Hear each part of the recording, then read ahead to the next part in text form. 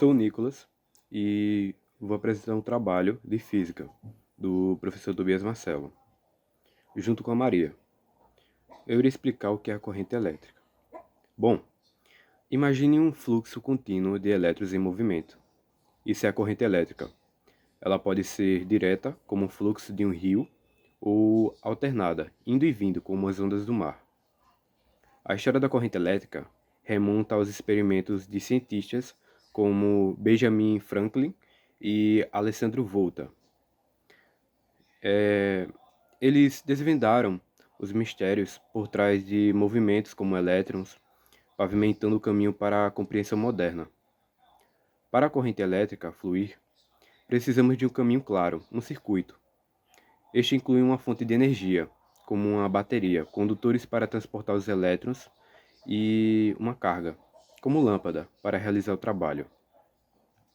A lei de Ohm e Kirchhoff são as pedras angulares da eletricidade.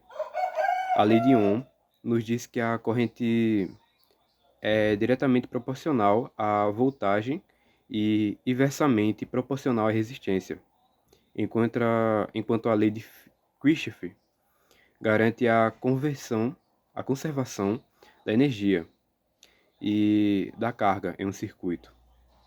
A corrente elétrica está em todos os lugares ao nosso redor.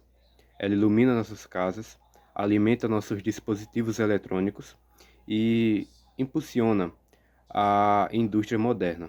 Sem ela, o mundo que conhecemos seria muito diferente. Ao compreendermos a corrente elétrica, ganhamos o poder de usá-la de forma segura e eficiente. Olá, eu sou a Maria e irei falar sobre a resistência elétrica. A resistência elétrica é a oposição que um material oferece ao fluxo de corrente elétrica. Imagine o rio encontrando obstáculos em seu caminho. Esses obstáculos são a resistência no mundo da eletricidade. Vários fatores podem influenciar a resistência de um material, incluindo sua espessura, comprimento e temperatura. Materiais mais finos tendem a ter mais resistência do que os mais grossos, enquanto os materiais mais longos apresentam maior resistência que os mais curtos. A lei de Ohm, formulada pelo alemão Georg Simon Ohm, descreve a relação entre voltagem, corrente e resistência em um circuito elétrico. De acordo com essa lei, a corrente I em um circuito é igual à voltagem V dividida pela resistência R.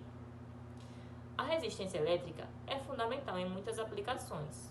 Nos chuveiros elétricos, por exemplo, a resistência converte a energia elétrica em calor, aquecendo a água.